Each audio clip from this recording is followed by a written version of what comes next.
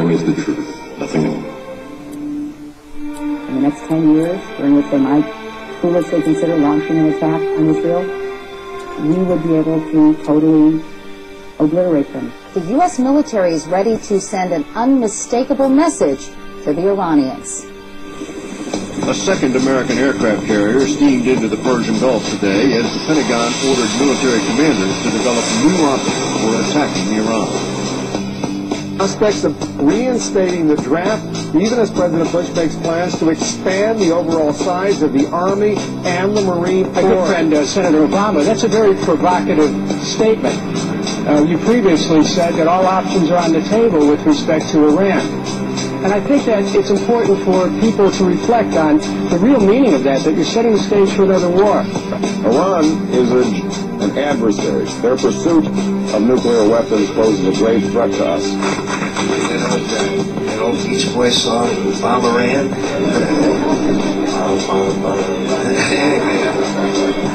50 years, maybe 100.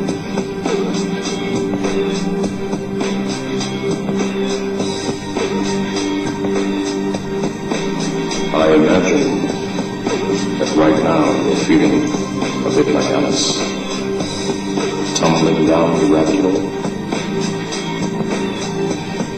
You're here because you know something. What you know you can't explain, but you feel it. You felt it your entire life, that there's something wrong with the world. You don't know what it is, but it's there, like a splinter in your mind, driving you mad.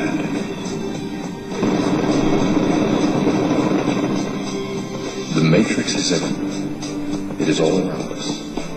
Even now, in this very room. You can see it when you look out your window, or when you turn on your television. You can feel it when you go to work, when you go to church, when you pay your taxes. It is the world that has been pulled over your eyes to blind you from the truth. What truth? That you are a slave now. Like everyone else, you were born into bondage, born into a prison that you cannot smell or taste or touch.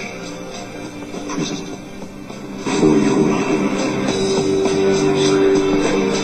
I'm sorry, the Iranians are training extremists, not Al-Qaeda.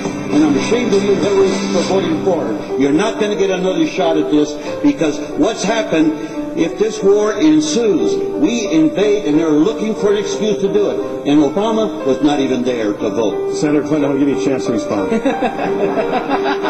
Iran is a serious threat if it gets nuclear weapons. Iran is a threat. We all know that Iran poses a threat. And Iran will continue to be a threat. Iran is a grave threat.